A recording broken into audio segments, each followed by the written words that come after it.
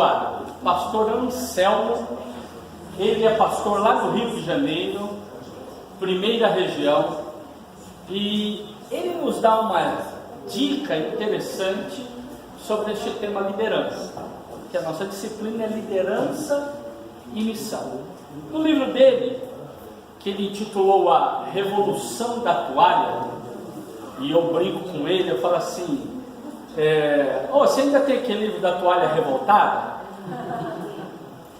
Revolução da Toalha, ele apresenta algumas ideias que eu acredito que nos ajuda muito a compreender a liderança numa perspectiva bíblico-teológica e que ajuda bastante. Ele começa o livro dele com uma afirmação que é muito interessante.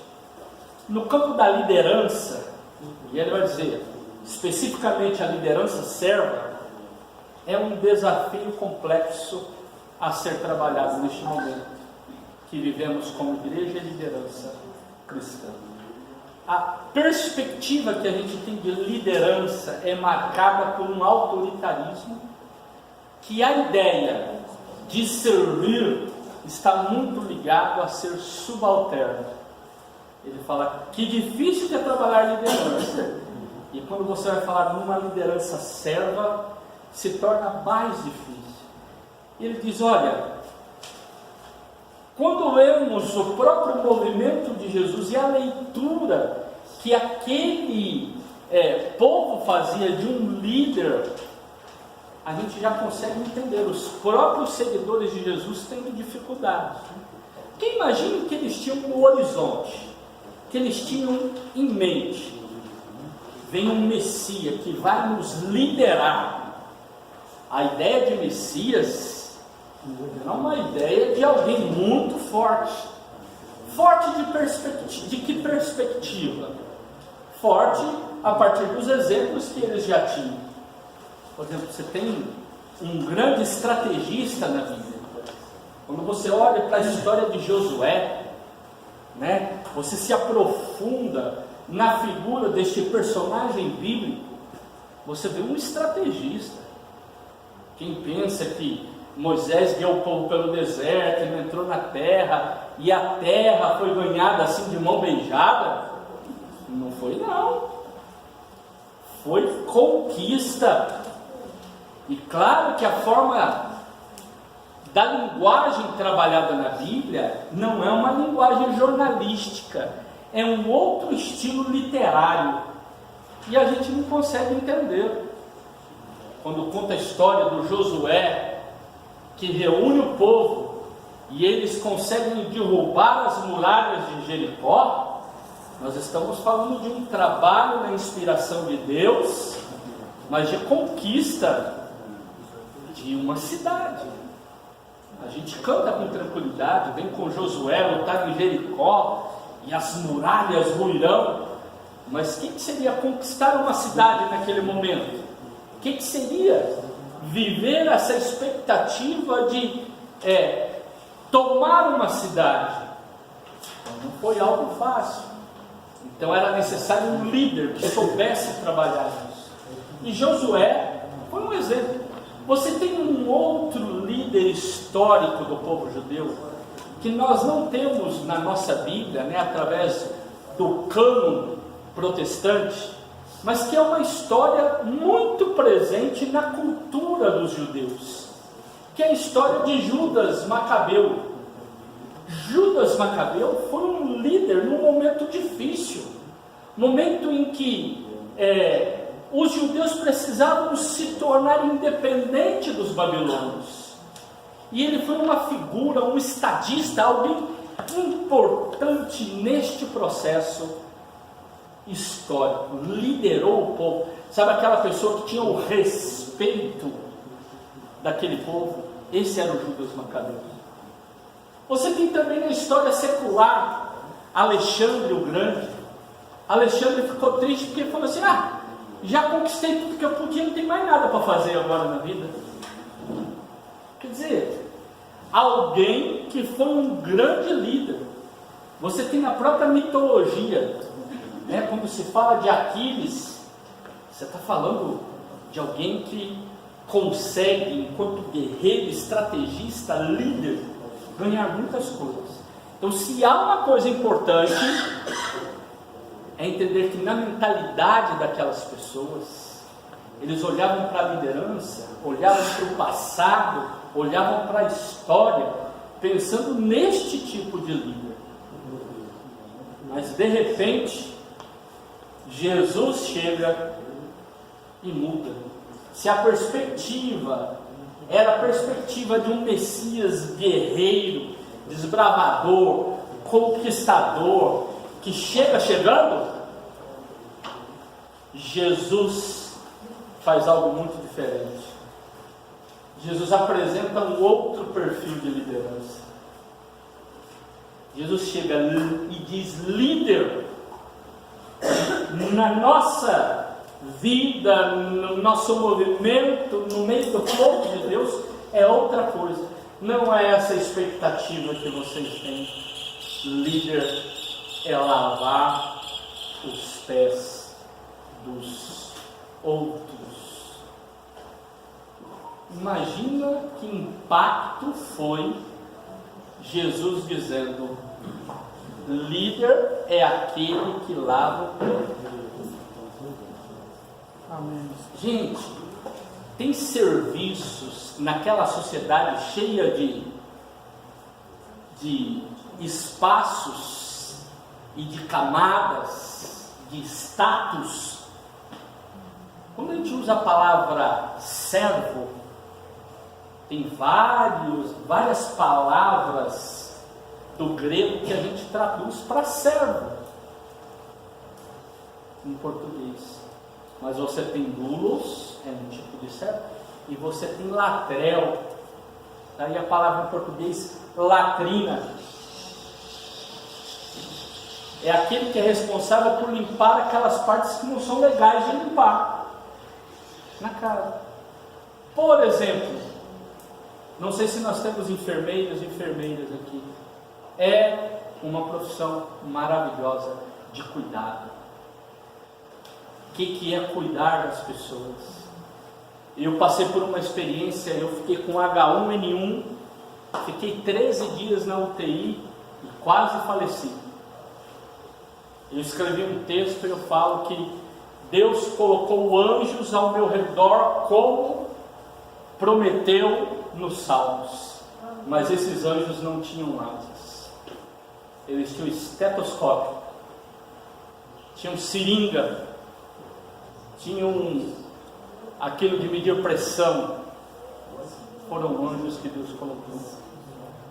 Mas a gente já pensou que às vezes o cuidar de alguém, o dar banho em alguém, o promover vida de alguém, não é algo fácil. Mas já prestaram atenção que quem está sendo limpo às vezes ainda é mal educado com os enfermeiros? Eu achei legal porque eu depois pedi meu prontuário. Eu já dei muita palestra sobre isso, sabe? Sobre a minha vivência. Eu escrevi dentro da UTI, eu escrevi 70 páginas sobre a minha experiência lá dentro. Eu estava dentro da UTI e escrevi para falar das minhas sensações. E como é difícil a gente lidar com alguns aspectos daquele momento ali, da privacidade, da dificuldade, do banho, do ficar nu, do uso da comadre. Eu acho que quem inventou o nome de comadre para aquele piniquinho desajeitado é alguém que não gosta da madrinha dos seus filhos. Porque, gente, aquilo ali é um pavor. Como é difícil lidar. Agora, aquele que cuida, se desonra, às vezes as pessoas resmungam com ele, entendeu? Ele sofre, ainda é chamado a atenção. Imagina Jesus falando assim: olha, vocês são chamados a ser enfermeiros, cuidadores, abençoadores, limpar feridas. Gente, a gente usa uns termos tão bonitos, né? Na hora que a gente fala, fica tão bonito. Você já limpou a ferida? Não é um negócio meio ruim limpar a ferida dos outros? para a gente que está limpando pode ser muito ruim, mas para quem tem sua ferida limpa, não traz alívio? Jesus está falando da liderança entre nós aqui, o negócio é diferente, a pegada é outra, aqui a gente cuida, e essa questão de lavar os pés, essa questão do serviço, do cuidado, há uma mensagem muito mais profunda que a nossa sociedade ocidental, sociedade que tem calçados, não consegue entender. Eu comecei a andar de sandália, né, nas férias uma vez, e aí rachou todo o meu calcanhar. Cheguei lá na farmácia para ver o que era, a moça passou para mim lá, o que é aqui? Passa? Sebo de carneiro. Você vai descobrir o quanto que a ovelha era importante para aquele povo, porque até a pomada que eles usavam vinha da ovelha. O quanto que cuidar de algumas coisas que tem hora que parece simples, mas é importante. Jesus fala assim: olha, nós vamos cear, na cultura que é importante a pureza do lavar as mãos, a questão dos pés, porque eles não comiam numa mesa como a nossa, eles comiam deitado, o meu pé ficava perto do outro. Então é importante. Tem tanta simbologia nisso que daria para a gente aprofundar ideias e ideias, mas guardem pelo menos, não era papel de um líder lavar a pé dos outros. E Jesus fala: aqui o negócio é diferente. Por isso aquela ideia, quem quer ser o maior, seja o menor, essas inversões de valor. E Jesus deixa claro: líder é quem serve. Lá naquele momento que eles estão reunidos, Jesus deixa essa afirmação: líder aqui é quem serve. Baseado nessa estrutura teológica, nessa ideia, você tem a ideia da liderança serva. Ah, foi um teólogo que escreveu? Não. Foi um cara ligado a grandes corporações nos Estados Unidos, ligado à tecnologia da informação, que desenvolve uma ideia de liderança serva. Esse Robert Greenleaf. Ele diz: olha, eu como líder de grandes empresas aprendi que para a empresa se dar bem, para espaços de relacionamento se dar bem, o líder tem que ter atitudes de servo, de serviço, de carinho. E aí ele apresenta um modelo da liderança serva. O que vem a ser isso? Olha a afirmação dele, que coisa interessante. Líder servo é servo primeiramente. Guardem isso. Líder servo é servo primeiramente. Ele começa com um sentimento natural de querer servir e, acima de tudo, servir. Então, consciente do seu lugar, ele aspira a liderar. Essa pessoa é diferente daquela que quer ser líder primeiramente, talvez pela aspiração ao poder ou para adquirir possessões materiais. Líder servo se considera servo, por isso lidera. É diferente de quem quer ser líder. E quer ser líder para se beneficiar dessa questão. E aqui entra uma outra fala do Anselmo, que eu até falei lá no começo, na minha primeira fala, que na realidade estamos sempre em processo de liderar ou ser liderado. Em todo momento. Por isso ninguém é líder, alguém está líder. Lá na igreja no domingo à noite, quem sabe o pastor, a pastora, né? O pregador é a figura central, é o líder. Pastor, queria perguntar. Na segunda-feira de manhã, o pastor vai no consultório do médico, que é aquele membro da igreja que estava no altar chorando, recebendo a bênção e a oração do pastor. Só que ele chega lá, ele não chega abrindo as portas e resolvendo. O que ele faz? Ele chega, ele tem que conversar com a secretária, e se a secretária barrar ele, que médico faz isso, né? Coloca a secretária para fazer esse papel, ele é o bonzinho, ela é aquela que não deixa as pessoas irem. Muito obrigado. Não? E qual que é a grande questão? Lá o líder não é o pastor, é o médico, ele que é. Lá na cozinha fazendo comida, às vezes é a mulher que está liderando a conversa e não corta a cebola aí para mim, faz isso. Mas eles saem dali e vão lavar o carro. Pode ser que o marido que fala, não, mas peraí, coisa que você não passa isso aí não, que você vai estragar o capô do carro. Não é mais ou menos isso? Nós estamos líderes em alguns lugares. Então, essa não é uma questão ontológica, não é do ser, não é nato de mim, eu sou. Eu estou em alguns momentos. Por isso a pergunta é: somos líderes ou estamos líderes? Como que a gente tem lidado com essa questão? Não, Deus me chamou para liderar, eu sou líder aqui na igreja, sou líder. Você é líder ou está líder? Pensa um pouquinho como você tem se portado na liderança. Quando pessoas são confiadas a você, qual é a sua relação como líder? A gente precisa de refletir um pouco sobre isso. E aí dentro disso eu quero apresentar então o que para mim é um material fácil, existe ele em audiobook ou audiolivro. Você pode entrar lá no YouTube e você pode ouvir, né?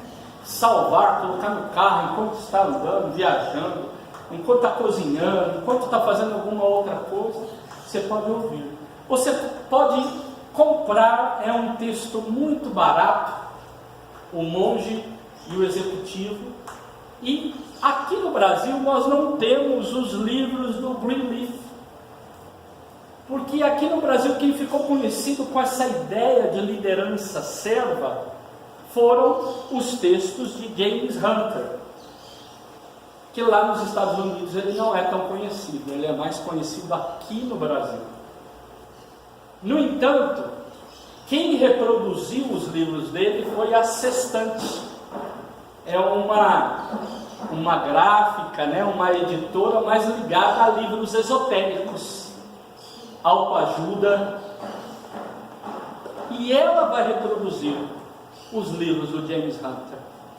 Agora, mais engraçado ainda é que, como ela tem um público de pessoas mais místicas e esotéricas, o que ela fez com o título do livro em inglês, que era O Líder Servo?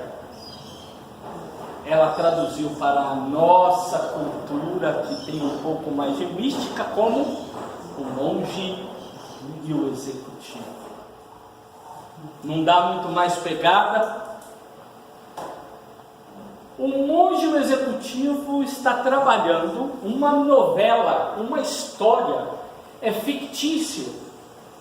E nessa história ele vai trabalhando elementos, conceitos de liderança. Então eu quero animar vocês a irem ao encontro deste livro, animar vocês a irem ao encontro desse audiobook, para vocês ouvirem o livro e verem que legal que é essa história. Ele começa a trazer na memória essa frase aqui de Carnegie. Diz assim: o que eu estou defendendo não é meu, eu peguei de algumas autoridades, Jesus, Chesterfield, Sócrates. Se você não concorda comigo, tudo bem, o que você coloca no lugar? Ele começa assim, para provocar a gente. A história aqui é a história de John, que é um cara que está bem realizado no trabalho, família, filhos. Ele é até técnico de um time de beisebol, mas parece que a vida dele começa a ter contradições, sucesso material, dificuldade afetiva, busca de equilíbrio ali no mosteiro para tentar recompor. Dentro disso, dessa história, o autor vai colocar vários personagens. Por exemplo, ele coloca o Simeão, que é o monge, né, a figura do monge. Ele era um ex-empresário, um cara fenomenal, e ele, depois de velho, a esposa faleceu, os filhos todos criados, ele resolveu virar monge. E ele vai para lá, para um mosteiro. Lá, nesse encontro, nesse grupo, tinha uma professora que era diretora de escola, uma treinadora de basquete, uma enfermeira, um sargento e um pastor. Esses líderes de várias áreas se encontram para um momento de ministrações com esse Simeão. E no decorrer destes encontros e desencontros dele, conceitos são trabalhados. Ele começa um segundo momento do livro, apresentando essa frase da Margaret Thatcher. Eu acho fenomenal. Estar no poder é como ser uma dama. Se tiver que lembrar as pessoas que você é, você não é. Gente, líder que é líder não precisa de falar, eu sou o líder. Você sabe quem manda aqui? Essa é a grande questão. Ser líder é mais do que assumir um cargo, do que receber uma incumbência. E aí nessas conversas, essa novela vai se desenrolando e apontando o seguinte: o Simeão reúne com ele e fala assim: o que vocês estão fazendo aqui? Vocês não sabem que vocês têm a terrível responsabilidade de cuidar de pessoas, de serem líderes. E aí eu destaco aqui essa frase: terrível responsabilidade. Tem responsabilidade que não é fácil, não é tão prazerosa assim não. A responsabilidade nem sempre é prazerosa, né? E ele fala: o papel do líder é extremamente exigente. Quem quer ser líder para o seu benefício próprio não está liderando, está assumindo o cargo para benefício próprio. E ele faz algumas diferenciações, por exemplo, entre liderança e gerência. O que é liderança? O que é gerência? Ele fala: você pode liderar pessoas, mas fazer gestão de pessoas não dá. Você faz gestão de coisas, pessoas você lidera. Vale a pena você olhar no livro lá o que ele está dizendo. Ele vai, olha, liderança é a habilidade de influenciar pessoas. É muito mais do que ter cargo. Olha aqui, ó, eu sou chefe. Olha aqui, está escrito aqui, ó. Não, liderança você influencia. As pessoas fazem porque elas confiam em você. Os próprios termos habilidade e influência, que ele trabalha na definição dele, vai ajudar. Tem a ver com habilidade, algo que pode ser aprendido. Liderança é coisa que não é coisa que você recebe um pozinho mágico da Sininho, lembra lá da Sininho? Aí você aprende a voar. Não, é habilidade. Gente, tem coisa que dá trabalho, não é verdade? Tem coisa que para aprender dá trabalho. Tem uma facilidade, né? Eu fico imaginando, né? Pessoas que falam várias línguas. Nossa, ela tem dom. Tem dom nada. Vai ela não ficar um monte de tempo lá, estudando declinação, estudando o verbo irregular. Não vai aprender língua. A gente precisa. Existem coisas que nós precisamos de nos habilitar. Carteira de habilitação, ou seja, me habilita a. Eu também, para algumas coisas, eu preciso de me habilitar. O líder precisa de aprender isso. E a questão própria da influência. Legal que ele usa essa expressão aqui lá no livro. né? Lá no áudio ali você vai ver. Ele fala assim: olha, influenciar é você conseguir levar a pessoa a usar a cabeça, ou seja, do pescoço para cima. Não é algo que você obriga ela a usar apenas o corpo. Vai lá, varre esse quintal. Ela vai e varre o quintal. Não porque ela se sentiu influenciada, mas porque ela foi coagida. Quanto de assédio moral nós não sofremos em várias instâncias da nossa sociedade. Eu vi um experimento social que eu achei muito interessante. Não sei se vocês viram na internet. Pegaram casalzinho de crianças e espalharam várias bolinhas na sala e depois falaram para as crianças que era para elas juntar essas bolinhas de casalzinho. Aí eles todos juntaram.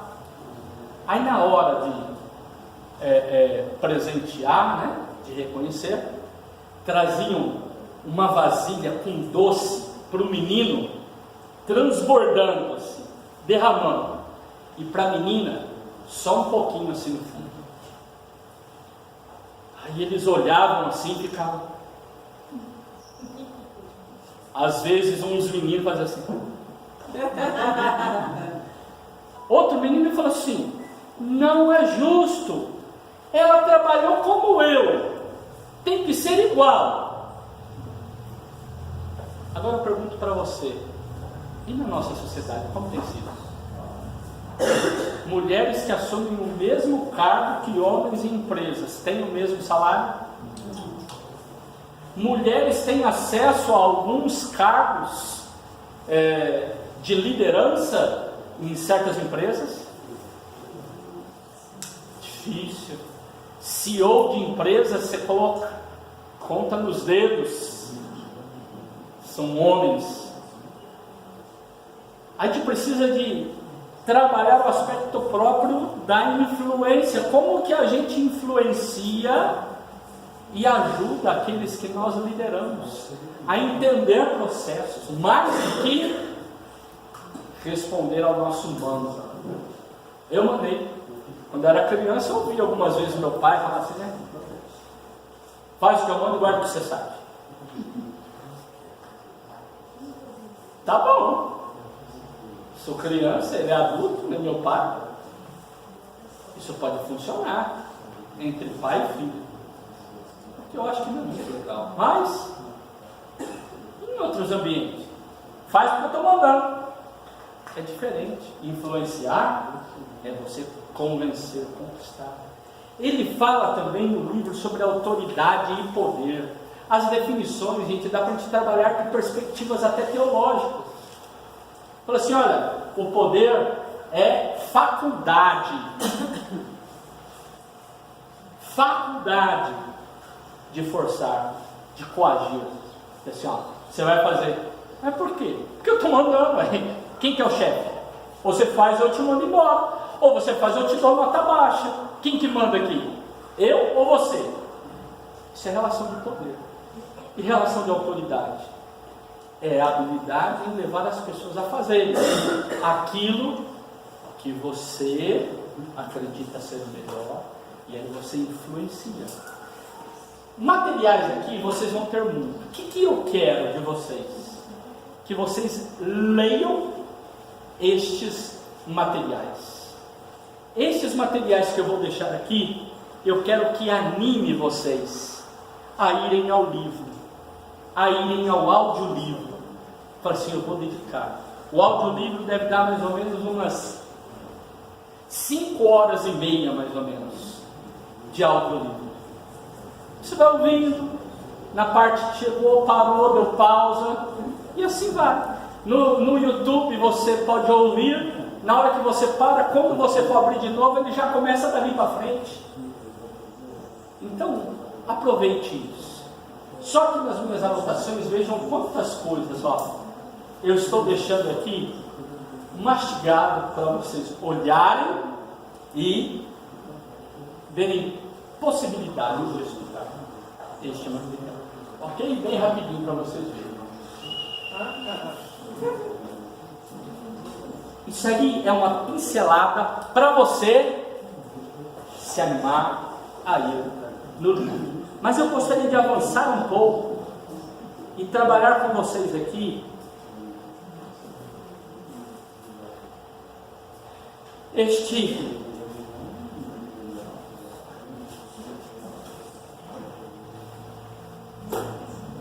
essa questão aqui, ó. Como que a gente lidera? Você que participa da igreja é convidado a liderar equipes heterogêneas, multigeracional,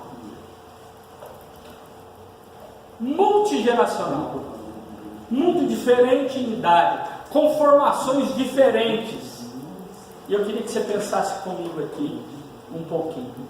Lembram lá do Bauman que eu falei? Esse Bauman vai trazer aquelas questões que eu falei para vocês lá, liquidez, volatilidade, tudo isso.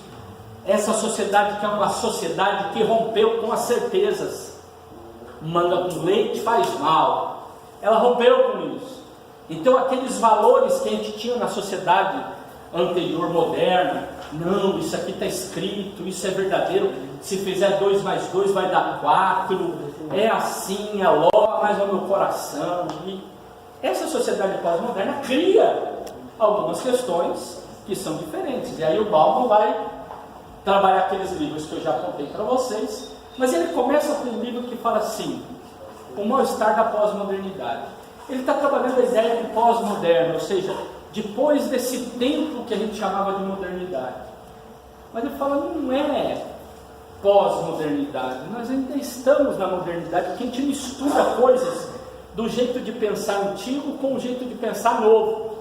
Por isso que ele fala, é modernidade ainda, mas é essa sociedade que é uma modernidade que pensa diferente, que as ideias de processo é diferente. Por isso, lembram que nós trabalhamos lá na outra aula? Até a tartaruguinha vai rápido. Vamos rever tudo aquilo que nós olhamos? Ó, o que nós vimos lá?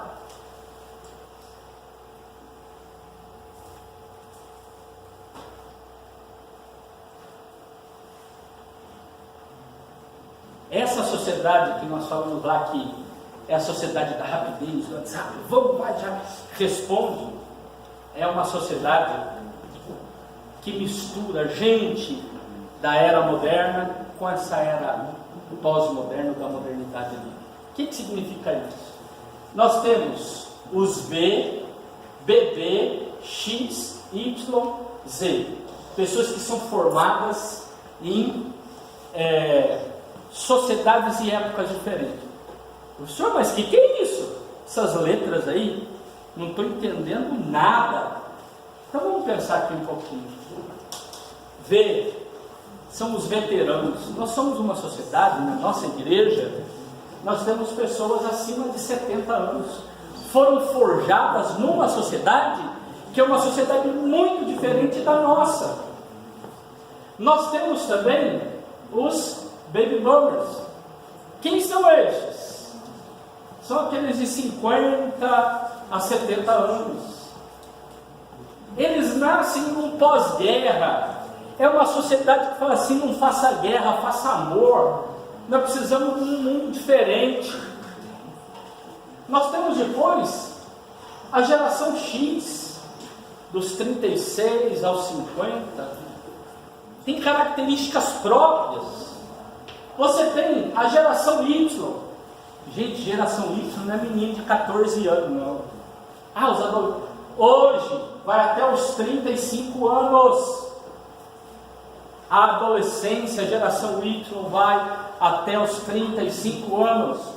Hoje a ideia de não sair de casa. Para que eu vou sair de casa? Se meu pai e minha mãe deixam eu namorar dentro de casa, eu tenho vida de casar dentro de casa, para que eu vou querer sair de casa? É bom demais, a comida da minha mãe é boa.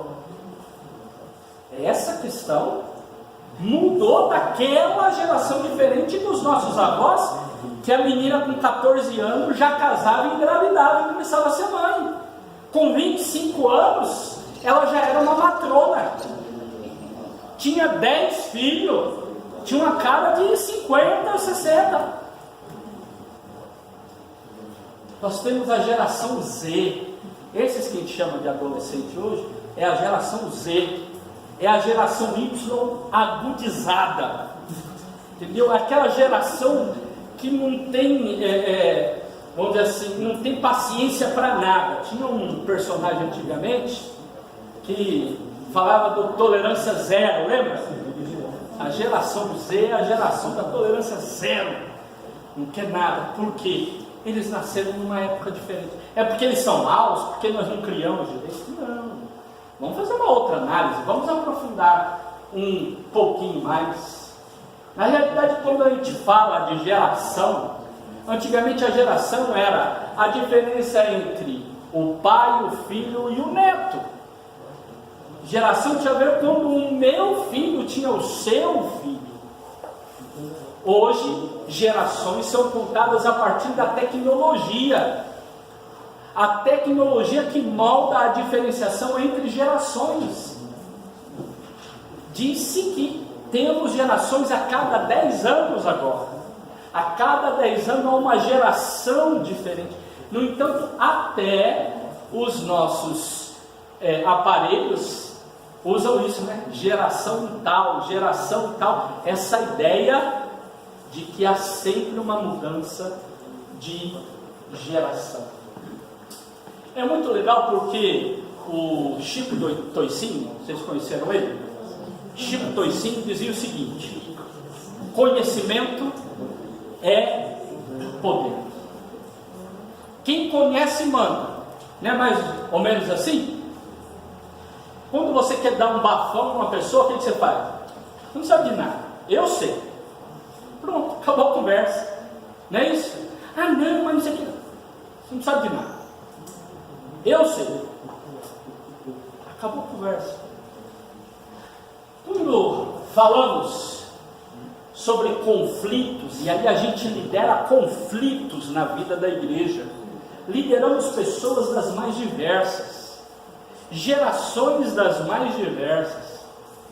E a pergunta que nós temos que fazer é: como que eu levo em consideração essas formações em tempos diferentes?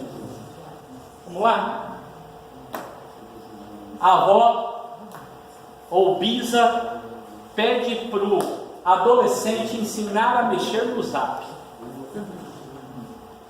Ajuda a avó a mexer no Zap. Aqui é tão um negócio. O menino vai lá, pega assim, ó. A avó é fácil, ó. A avó fica assim. Fala pra avó de novo. A avó assim, ó.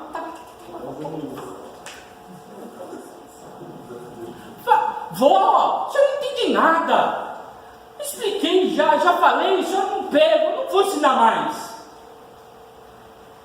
Não é mais ou menos assim? Por quê? Porque essa ideia do imediato faz parte dessa geração nova, que já nasceu existindo a internet. O professor Afrânio, um pastor também metodista, foi muito tempo da nossa equipe aqui do Instituto. O pastor Afrânio disse que o filho dele tinha 3 anos e pouco para 4, eles foram na livraria. Aí estava mexendo no livro, o menininho pegou o livro na mão, olhou assim, tinha um símbolo pequenininho. Sabe o que o menininho fez? Fez assim, ó.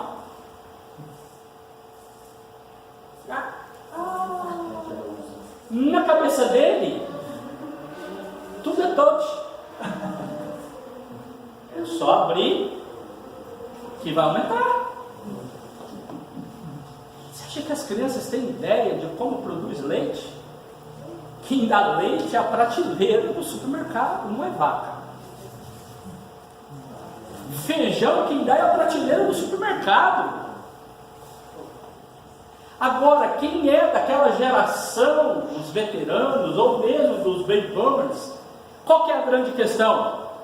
Eles sabem que é necessário preparar a terra, que é necessário plantar, tem que contar com as condições do tempo, porque pode perder o plantio, e depois colhe, depois busca, para depois ir para a mesa.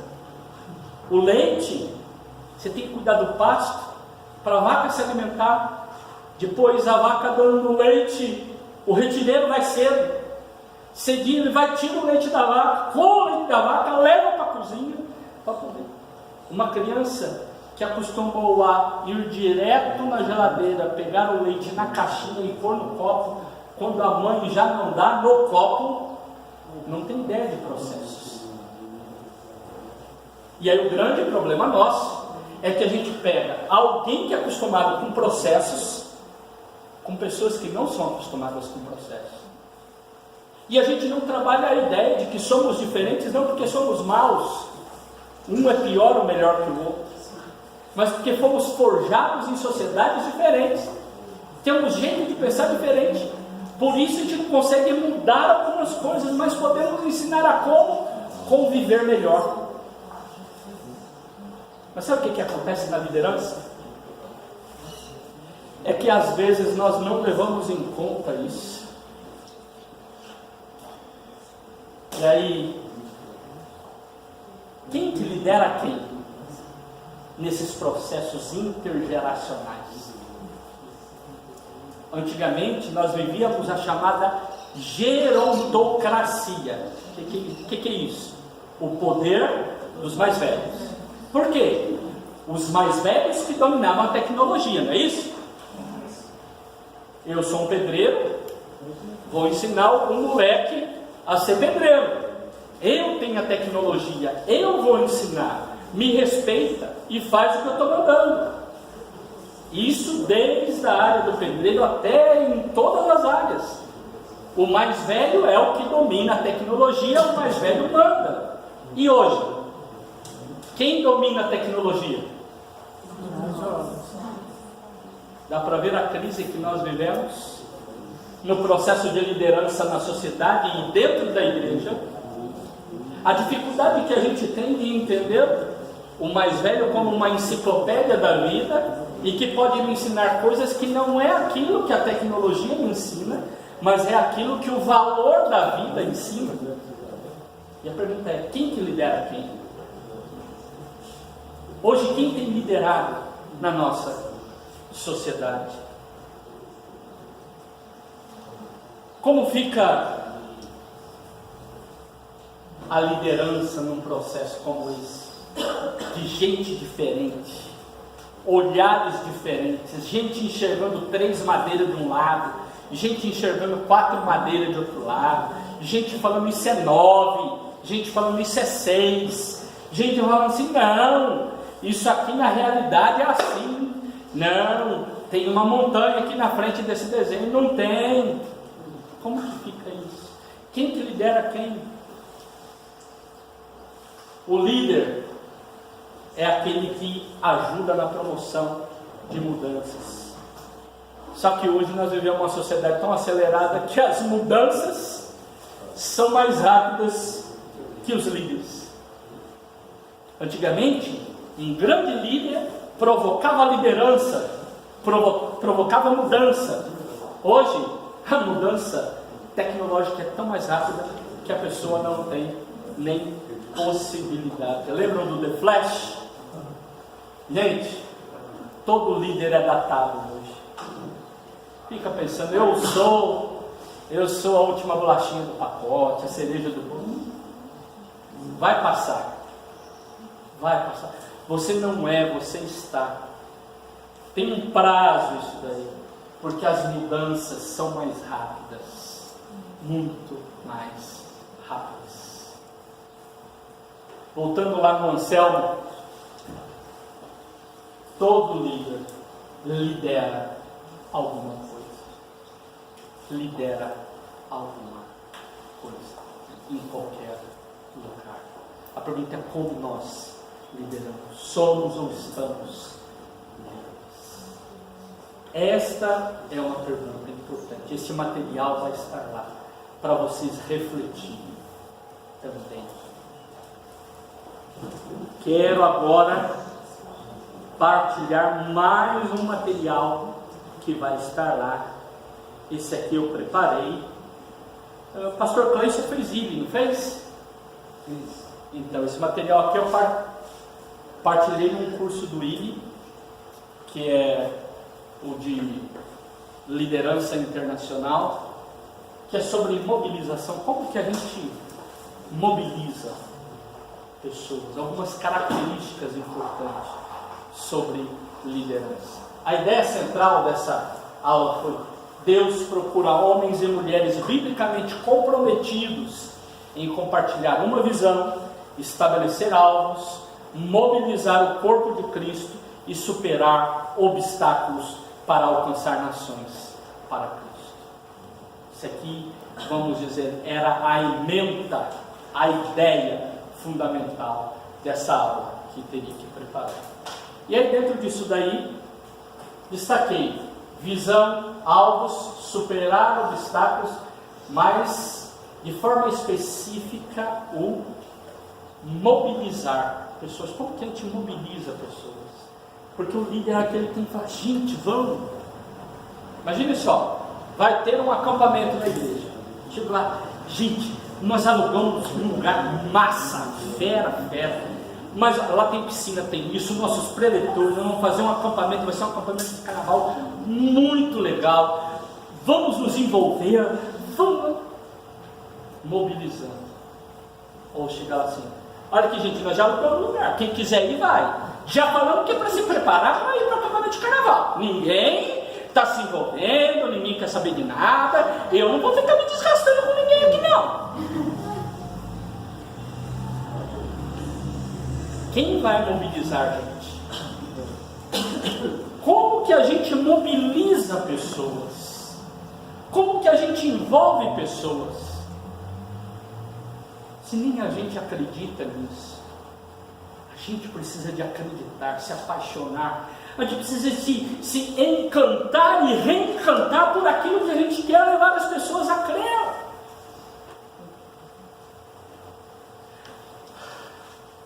Lá no grupo a gente tinha visto sobre liderança bíblica, servidora e transformacional, o que é tremendamente importante. Mas na mobilização, a primeira coisa que nós precisamos de ter clareza é que não tem como ser um líder, que é aquele líder homem-banda. Já viu aquele que toca vários instrumentos ao mesmo tempo? Quantos aqui se lembram de ter assistido Mary Poppins? Alguém se lembra? Mary Poppins? Sabia que eu fiz um sermão chamado Supercalifragilisticexpialidocious? Quem assistiu sabe do que eu estou falando. Supercalifragilisticexpialidocious.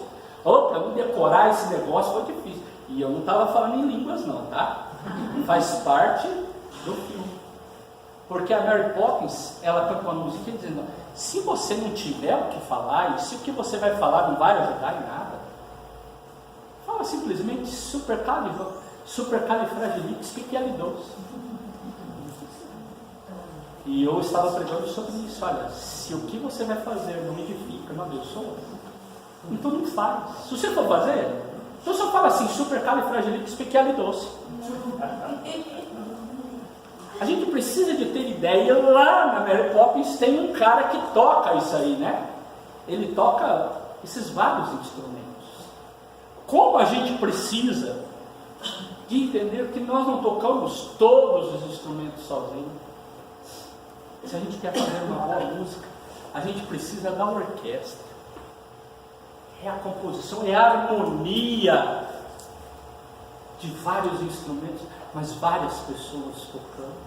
Se você deseja que alguma coisa vá para frente, a gente tem que parar de querer fazer tudo sozinho. E como que a gente envolve, influencia, chama, anima, motiva para as pessoas tocarem a mesma música que a gente, para seguir aquilo que o maestro está falando, vamos dizer, aquilo que o grande maestro, ou seja, mestre Jesus, nos ensina.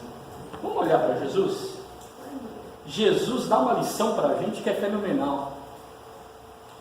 Ele lidera uma equipe heterogênea, uma equipe de diferentes. Você já pensou o tanto de diferença que tinha naqueles 12 que Jesus escolheu?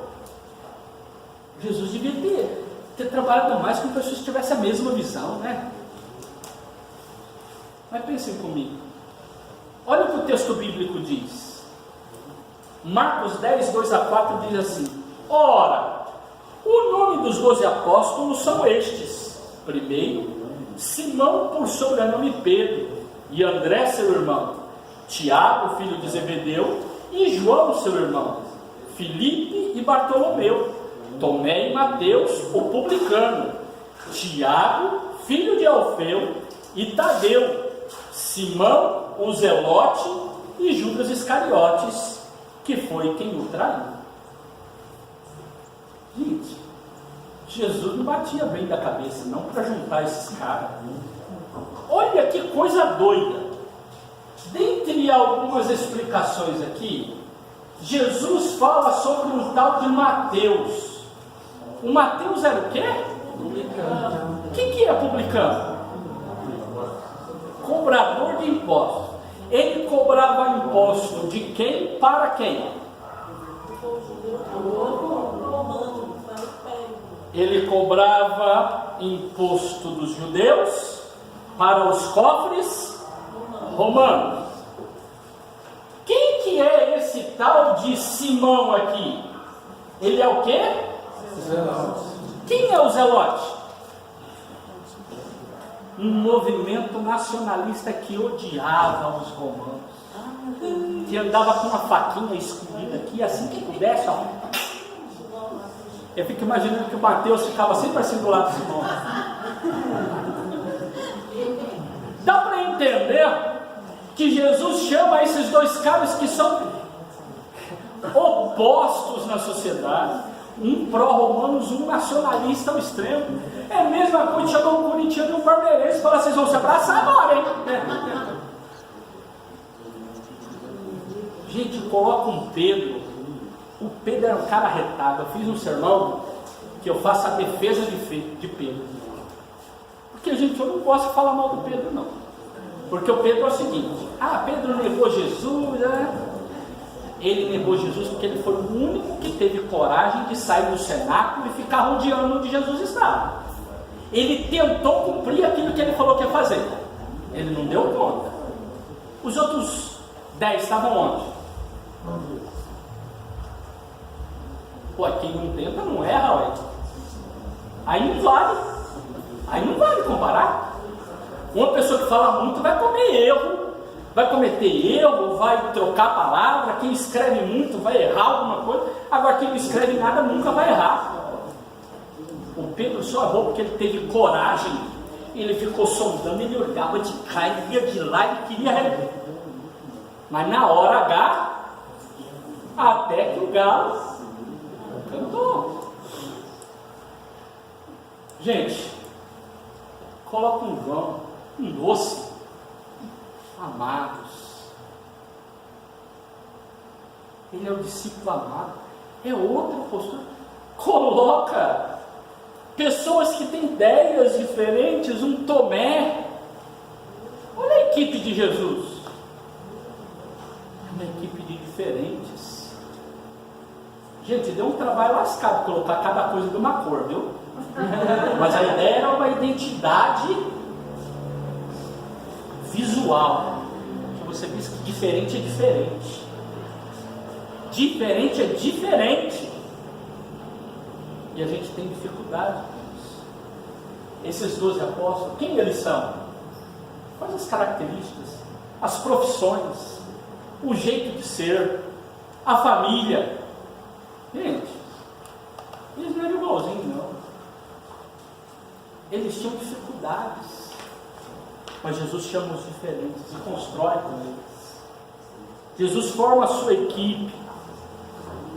Ele forma uma equipe heterogênea. Agora a gente, quando tem a oportunidade de montar equipe, a gente pensa na homogeneidade. Jesus valorizou o heterogêneo, o diferente.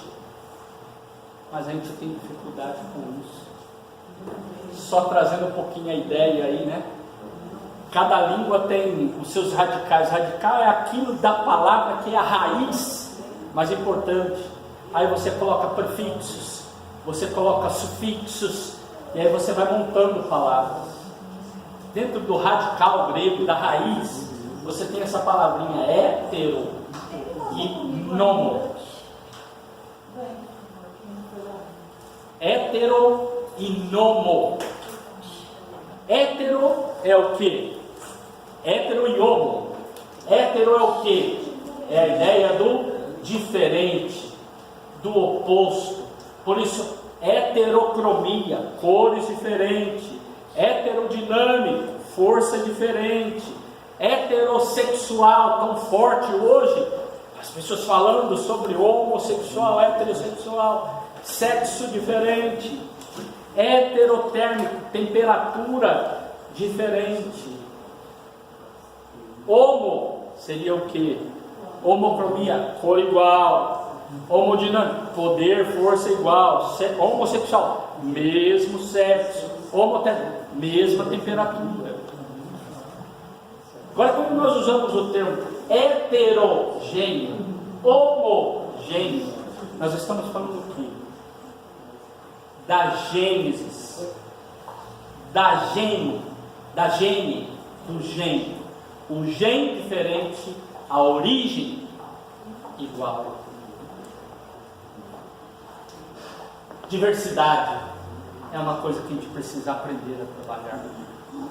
Como lidar com a diversidade? O Deus que nós cremos foi um Deus que criou a diversidade. Como que você lidera diferentes? Jesus valorizou isso. Lá na igreja primitiva, quando você olha para a igreja primitiva, a gente vê que ela valorizou. Você tem metáforas como essa aqui, ó. Corpo de Cristo. O apóstolo Paulo trabalha muito essa ideia heterogênea. Um é a mão, outro é o pé, os olhos não podem dizer a boca. Está falando do diferente. A igreja é comparada a um corpo. Essa ideia do diferente é presente. Você pode pegar textos como esse daqui, né? Diferentes dons. Você tem também a igreja nos primeiros séculos, quando ela vive aquela questão dos pais da igreja. Agostinho tem uma frase que o Wesley repetia muito, e por Wesley repetir muito o que Agostinho falava, tem gente que pensa que essa frase é de Wesley, mas ela é de Agostinho, que é: nas coisas essenciais, unidade; nas não essenciais, liberdade; em todas as coisas, a caridade. Como que a gente lidar com isso? Onde pode ser diferente, onde é necessário ser igual, mas em tudo isso, agir com amor. Na história você tem muitos outros exemplos dessa diversidade. Agora eu fico pensando, se no mundo hoje, que é o mundo corporativo, se fala muito o seguinte: precisamos de equipes com diversidade, equipes heterogêneas, porque se for para pensar igual, você não precisa de equipe, uma pessoa só faz tudo, pronto. Se por um lado nós temos essa ideia, temos aí a ideia do diferente para construir um saber, a igreja cristã, algumas teologias têm trabalhado a ideia do excluir quem pensa diferente. Se você pensa diferente de mim, você não tem lugar aqui. Você não está na mesma visão, você não está na mesma ideia, você tem que ser colocado de fora, de lado. Como que a gente constrói? Imagina numa igreja que é heterogênea, lá na igreja que você vai ajudar a trabalhar, que você vai liderar, pessoas que pensam diferente, você diz: se não está comigo, está contra mim, então tchau. Como que você lidar com quem pensa diferente? Como que você constrói isso? É mais difícil? Claro que é mais difícil, é mais fácil ser autoritário, é mais fácil falar do meu jeito, pronto, me respeita porque eu que mando. Ótimo. Mas você não constrói a partir do coletivo. A diversidade é algo real, ela está presente em tudo, na natureza, em todos os lugares. A diversidade existe, não dá para ignorar. Quem ignora isso se torna um tolo. Vamos voltar lá na fala que nós vimos, reforçando. Todo ponto de vista é a vista de encontro. Toma cuidado para não achar porque você está líder naquele momento. Você é o sabichão, a sabichona, que sabe todas as coisas e agora tudo tem que funcionar do seu jeito. Porque pode ser que você esteja olhando para as madeiras de um lado diferente. Pode ser que você diga que é um 9, mas é um 8.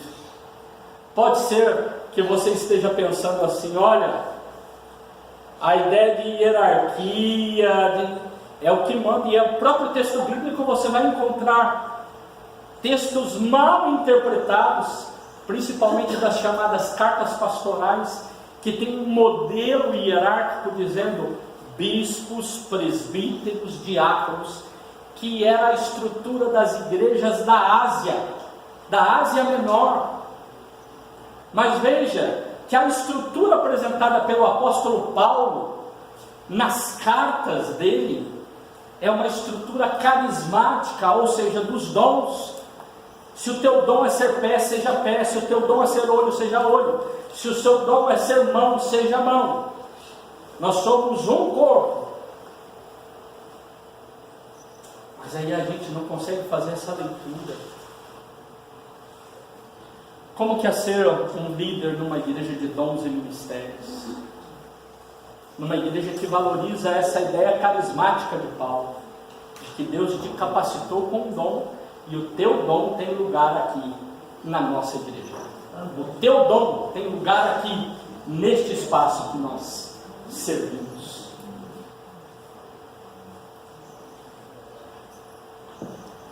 Quando você fala a partir da sua leitura, quando você faz como aquele rinoceronte, lembra? Que desenha, mas não consegue tirar da frente dele o seu próprio nariz. Tem muito líder agindo assim. De tudo que ele fala, ele coloca o nariz no meio. De tudo que ele fala, age, tem o nariz dele está aqui. E as pessoas estão falando, mas parece que não tem isso que você está desenhando. Ele fala, tem. Na minha visão tem, então você tem que enxergar igual, eu sondar. Ele vai pensar. O texto bíblico apresenta algumas questões, né? Olha o que diz o texto bíblico. Estais vendo a miséria em que estamos, Jerusalém assolada e as suas portas queimadas. Vinde, pois, reedifiquemos os muros de Jerusalém e deixamos de ser opróbrio. Ele enxerga algo e fala, gente, olhem lá comigo. Eu não estou falando que o meu nariz está lá, não. Eu quero que vocês olhem para lá. Eu estou compartilhando com vocês, mas olhem lá. Você mobiliza pessoas para olhar.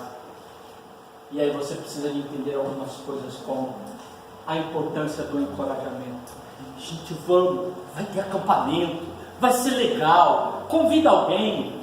É encorajar, vamos.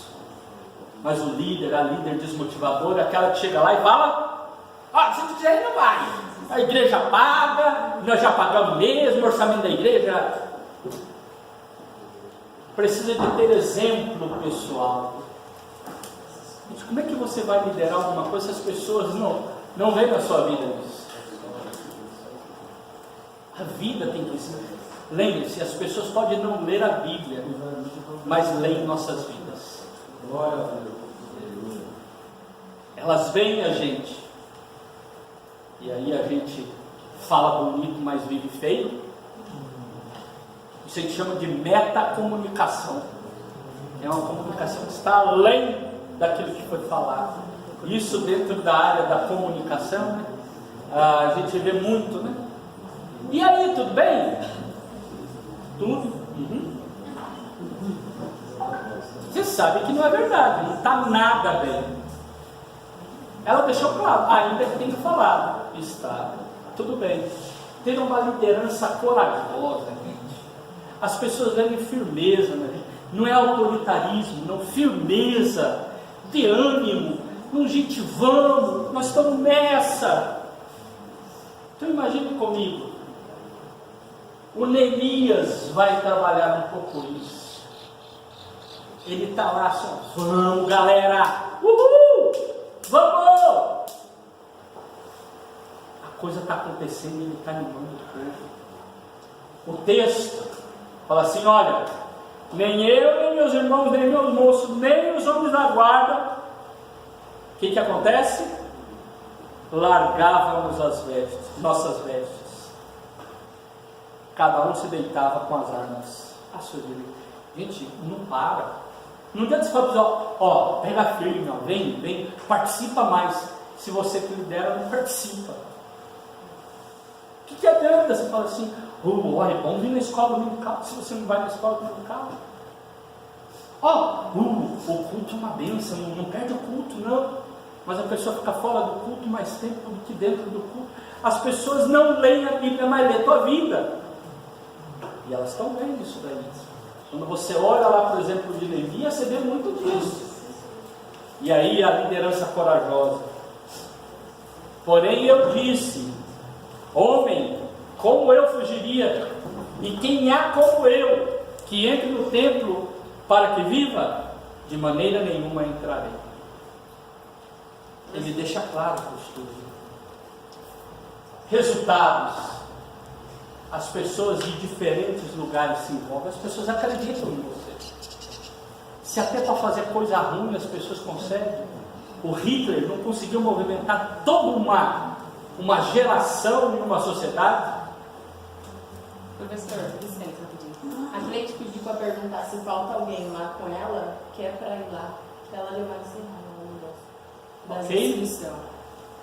Obrigada. O povo dedicou-se para a realização da obra. O povo fala, eu vou, eu acredito, estou com ele. Ó, chapa meu, ó, estamos juntos. Reconstrução em tempo recorde. Que eles dão conta de fazer a coisa. Quando você anima, mobiliza, você leva as pessoas a isso. Eu não preparei para rodar aqui, mas vocês depois podem ver lá na internet. Eu vou deixar esse vídeo do Cortella. Gosto muito de algumas falas dele. E aqui ele fala o seguinte: fala, nós precisamos ter diversidade na reflexão e unidade na ação. Nós não precisamos de pensar todo mundo igual, mas podemos pegar nossas diferenças e dirigir para o mesmo lugar. Colaborar. Mas para isso a gente precisa aprender a delegar. Como que eu deixo de ser aquele homem banda? Aquele homem que faz tudo sozinho? Como que eu delego essas coisas? Aí eu preciso de estabelecer alvos claros, preparar um plano de ação. Vocês vão ter aula, acho que com o professor Manuel Messias, sobre plano de ação, como é que a gente se prepara para as ações. Hoje, quando a gente vai viajar, a gente não prepara isso. Vai dar tantos quilômetros, acho que eu vou dar uma paradinha aqui, mas antes de lugar, preciso de abastecer o carro, preciso de olhar aqui, eu estou com um barulho no freio. A gente não prepara essas coisas, ainda que de forma instintiva. Por que quando a gente vai fazer as coisas de liderança, a gente não se planeja? É necessário prover suporte. Você vai fazer alguma coisa, você precisa de estar respaldado, assegurado. E outra coisa, quando você vai liderar, você precisa de aprender a prestar contas. Como é difícil para algumas pessoas prestar contas, se sentirem avaliadas. Como é difícil. Gostaria nessas poucas palavras, porque é pouco tempo. Lembre-se que isso aqui é um curso EAD, é motivação para vocês depois irem em lugares corretos para lerem, para mexerem na internet, para assistirem vídeo. Mas nós somos chamados para liderar, não para nós mesmos. O líder maior é Jesus de Nazaré. Ele é o Senhor. Nós somos pastores, pastoras, leigos, leigas, evangelistas que cuidam do rebanho de Deus. O Pedro falou isso daí, não falou? Pedro falou assim para 1 Pedro 5. Olha o que Pedro falou para as pessoas que ele liderava, que eram presbíteros como ele. Olha, 1 Pedro 5, rogo, pois, aos presbíteros que há entre vós, eu presbítero com eles, e testemunha dos sofrimentos de Cristo, e ainda coparticipante da glória que há de ser revelada, pastoreai o rebanho de Deus. Cuidem do rebanho de Deus, não é seu, não. Você como evangelista, você não tem nada, é de Deus, que há entre vós, não por constrangimento, mas espontaneamente, de coração, como Deus quer, nem por sorte da ganância. O que é que eu ganho com isso? Mas de boa vontade, nem como dominadores dos que vos foram confiados. Deus não te chamou para dominar ninguém, mas para servir, mas de boa vontade, nem como dominadores do que vos foram confiados, antes tornando-vos modelo do rebanho. O exemplo é a melhor coisa. Ora, logo que o Supremo Pastor se manifestar, recebereis a imarcessível coroa da glória. Aplauso dos homens, tem hora que não vale a pena. O melhor é a coroa do Senhor. Amém. Ele que vai chegar e dizer assim: você está fazendo de forma correta, certa, e eu quero reconhecer isso. Não lembre-se, faça porque está fazendo para o Senhor, lidere porque está liderando para o Senhor. Amém?